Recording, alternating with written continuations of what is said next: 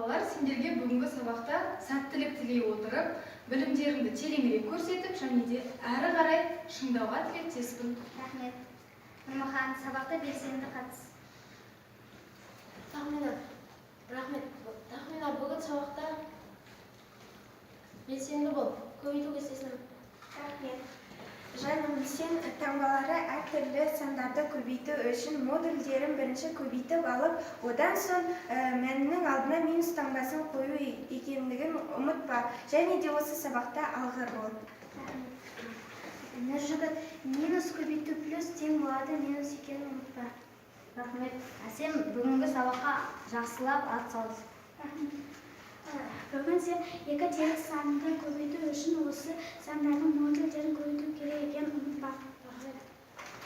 Роман, сен осы сабақта екі теріс санның көбейтіндісі оның санға тең екенін ұмытпа.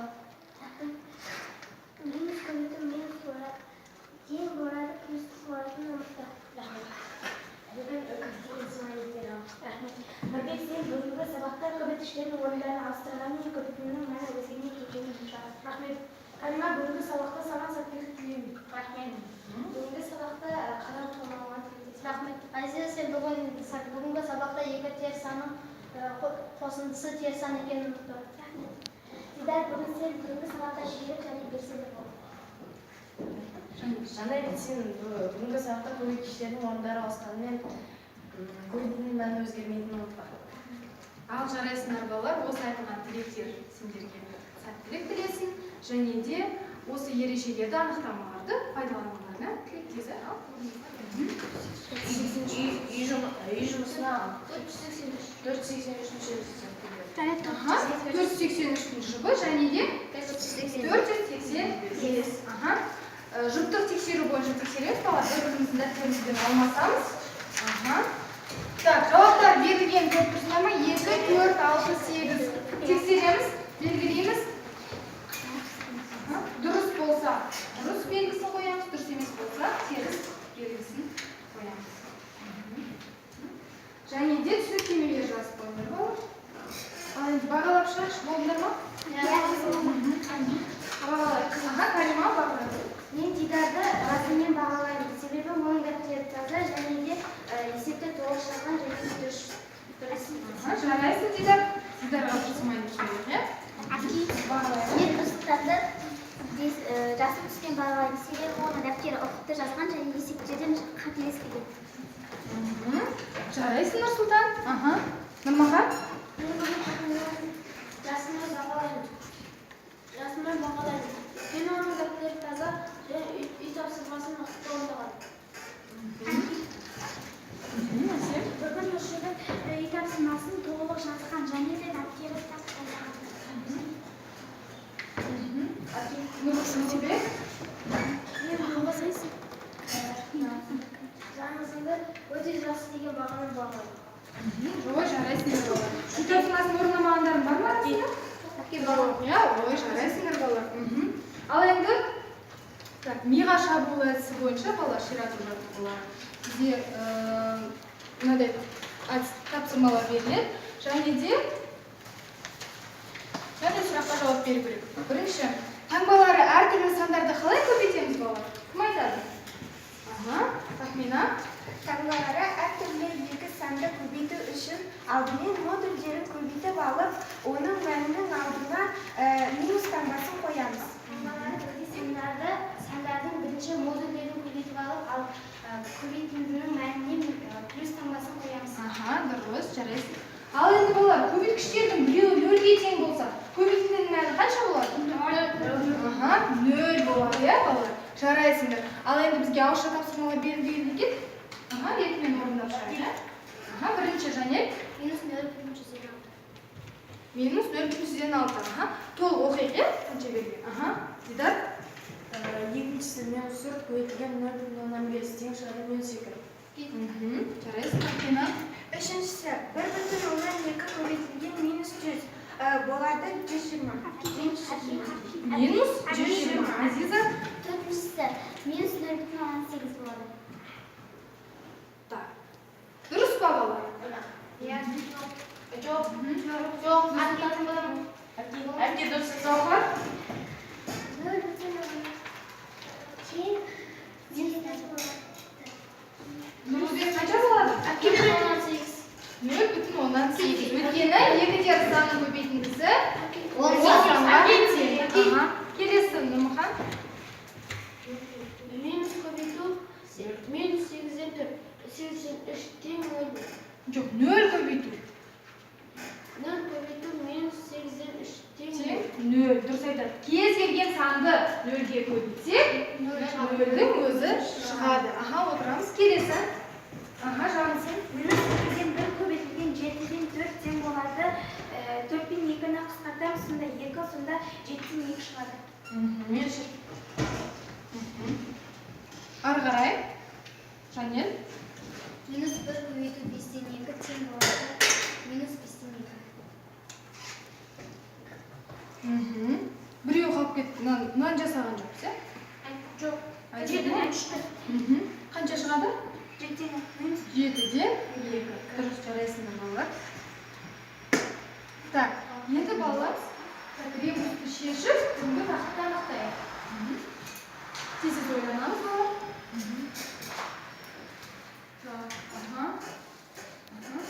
Так, Дидар айтқан ғой бірінші. Қандай сурет? Арақ. Одан бір әріп аламыз. Арақ. Ары қарай.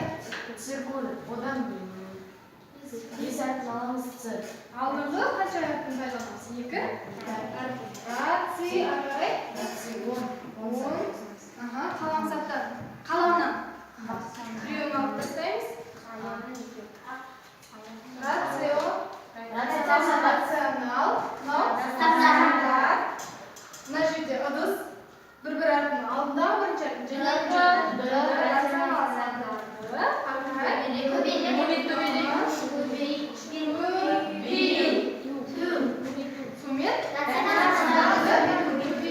Жарайсыңдар балалар. Так, енді балалар. Сабақтың мақсатын қалай қоямыз? Кім анықтайды мақсатын? Яғни тақырыбымыз рационал сандарды көбейту. Мақсаты? Бүгінгі сабақта біз әртүрлі таңбаларды көбейтуді және бірдей таңбаларды көбейтуді үйренеміз. Рационал сандарды көбейтуді үйренеміз, яғни таңбалары әртүрлі 2 санды көбейтуді үйренеміз, және де таңбалары бірдей 2 санды көбейтуді үйренеміз. Және есептер шығаруда осы ережелерді не істейміз? Пайдалануымыз керек. Дұрыс айтасыңдар балалар. Енді бағалау критерийлері балалар. Рационал сандарды көбейтеді. Таңбалары әртүрлі және таңбалары бірдей 2 санды көбейте алады.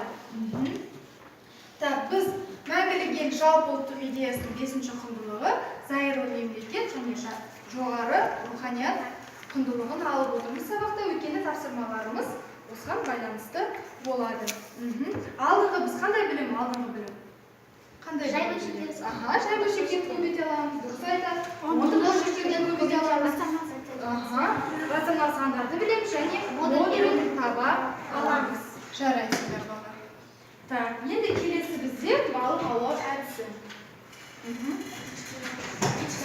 Балық аулаймыз. Келе ғой, Нұрбек. Қармақты аулау.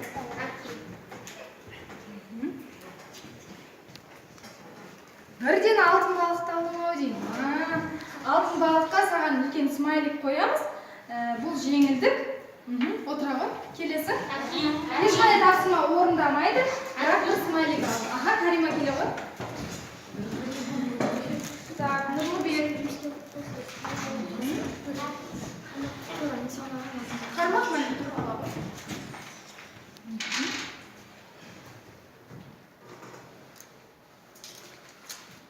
Борды алып жатсам. Ары қарай кім келеді ғой? Дидар келе ғой. Ары қарай кім келеді? Азиза.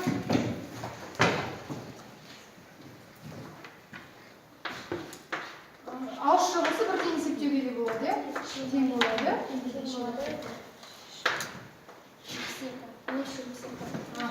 Дұрыс айтады Карима. Отыра. Дауыстап оқу керек, иә? Ары қарай.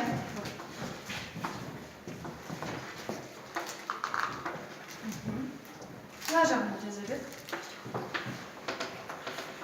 Дауыстап оқимыз. Салыстыру керек па? Иә. Аха, минус 2-нің кубы қаншаға тең? Жоқ. 2-ні 3 рет көбейтеміз, е? Сонда қанша болады? 8 болады. А 3-дің квадраты 3-ті 3-ке көбейтсем? 9. 9 үлкен бе, 8 үлкен? 9 үлкен. Жарайсың, отыра ғой.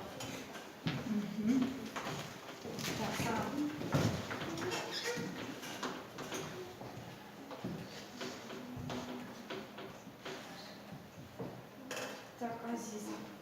Топ бірінші болады, оның бірінші бағалауы. Тездетейік, а топ несе өте оңай.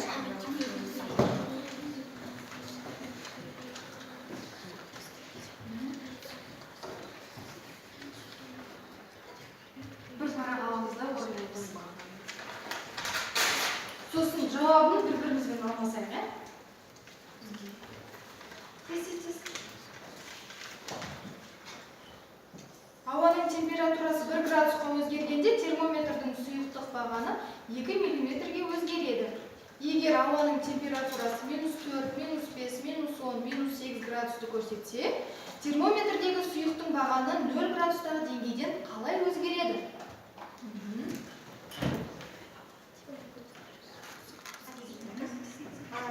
-4-ті көбейтеміз 2 миллиметрге тең болады. -8 Миллиметр дұрыс. Екіншісі -5 градус -5 көбейту 2 миллиметр тең болады -10. Үшіншісі -10 градус көбейтілген 2 миллиметр тең -20 градус. Дұрыс. Келесі. Төртіншісі -8 градус көбейтілген 2 миллиметр тең -16 градус. Жарайсыңдар. Топтағы бүкіл оқушыны бағалайын балам. Так, енді келесі бітіміздің есебін көреміз. Тез. Топ жұмыс жасаймыз. Так, топтар тахмина.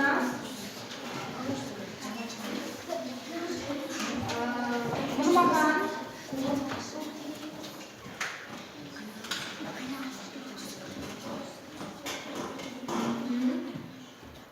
Асем.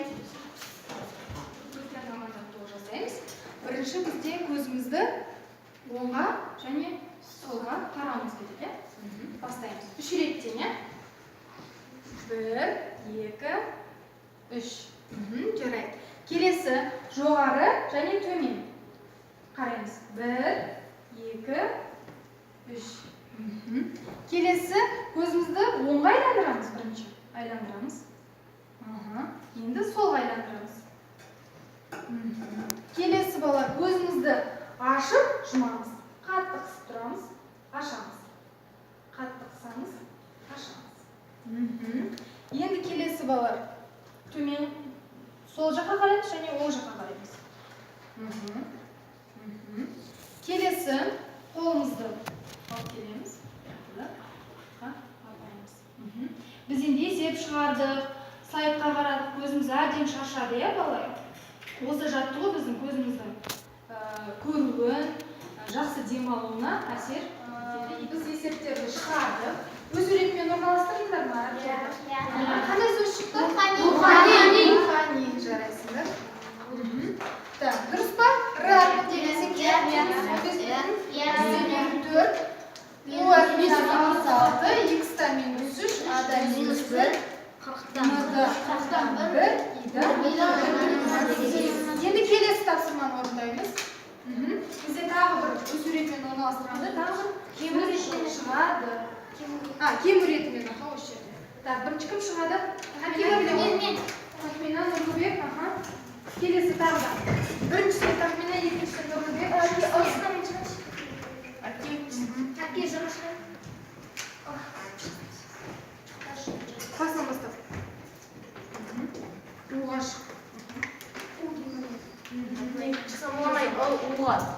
Мен айтып тұрам деді, -3,6-ды көбейтеміз. -19-дан 8. Көбейтем, азайтам 6.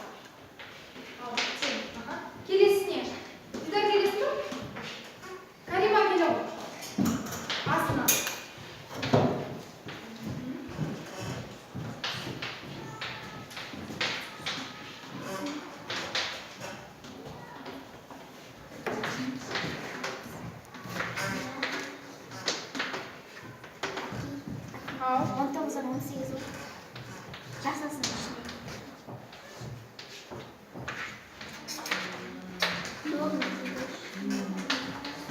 Так, тахмина сөйлейміз. минус 2 және де 5,3-ні бұрыс бөлшектеріне айналдырғанда 3-тен 17 шықты. Және де оны көбейтеміз 17-ден 9-ға. Екеуін қысқартамыз. 17-ден 17 бірге. 9 бен 3 3-ке қысқарады. Ал енді минус 2-ні жазып, қосу 3 деймізді үлкен кішісінен үлкеннен кішісін азайтып, үлкен таңбасын қоямыз. Тең шығады 1. Жарайсың, отыра. Нұрлыбек. Bu sandı minus 3,6'dan 1 köbütülgen minus 19'dan 8 minus 6 teң болады 3,6'dan 1'de ең алдымен бұрыш бөлшекке айналдырғанда 6'dan 19 шықты. Оны көбейтем 19'ға 8-ге. Тең болды 3'те 4. Оны азайтамын 6'дан. Тек ең алдымен 3'тен 4'ті саға айналдырамын. 3'тен 4 тең болды 1,3'тен 1. Одан азайтамын 5,3'тен 3'ті. Тең болады 4,3'тен 2. Екеуі қандай сан бар? Таңбалары әртүрлі, иә? Сонда қанша шығады? Үлкені қайсы?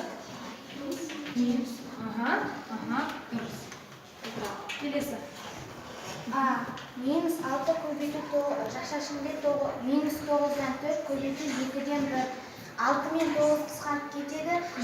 3-ке қысқартамыз. Сонда 6-ны 3-ке бөлгенде 2, 9-ы 3-ке бөлгенде 3. 4 пен 2 қысқартылады. 4-ті 2-ге қысқартамыз. Сонда 2. Ал 2-ні 2-ге қысқартсақ 1. 2-ні 2-ге көбейтеміз. 3 орында қалады. Сонда 3-тен 4 қосу 3 тең болады. 3,3'тен 4 тең бұл бұрыс бөлшек, оны дұрыс бөлшекке айналдырамыз. Сонда 4,3'тен 1 шығады. Жарайсың, отыра. Қарайыз? Қандай сөз шықты? Дұрыс. Міне Ж 18 шықты, А 4,3'тен 1, Н 3,3'тен 2. Дұрыс па балдар? Бәрінде солай шықты ма? Жарайсыңдар. Бойынша рефлексиямен аяқтаймыз. Карима. Бүгінгі сабақта мен рационал сандарды көбейтуді үйрендім. Бұған дейін мен рационал сандарды азайту мен қосуды білуші едім. Топпен жұмыс жасау кезінде үйімшіл болуды түсіндім. Бүгінгі тақырып бойынша маған барлығы түсінікті болды. Жарайсың. Тахмина. Бүгінгі сабақта мен рационал сандарды толықтай көбейтуді үйрендім. Бұған дейін мен рационал сандарды қосу және азайтуын білуші едім. Топпен жұмыс жасау кезінде барлығымыз бірігіп жасауды түсіндім. Бүгінгі тақырып бойынша рационал сандарды көбейтуді барлығын түсіндім. Бүгінгі сабақта мен рационал сандарды көбейту және бөлуді үйрендім. Бұған дейін мен рационал сандарды қосу және азайтуды білуші едім. Топпен жұмыс жасау кезінде мен бірлесіп жасадық. Біз достарымызбен бірлесіп жасадық. Бүгінгі тақырып бойынша мен барлығын түсіндім. Дидар бүгін көбейтуді ғана емес, балалар бөлуді де үйренді.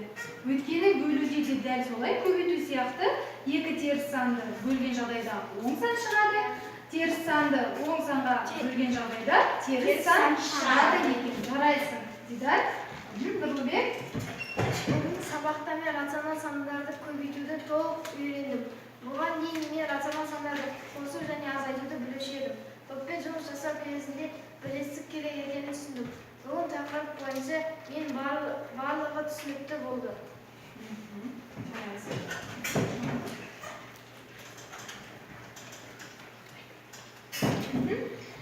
Бүгінгі сабақта мен рационал сандарды көбейтуді үйрендім. Бұған дейін мен рационал сандарды қосу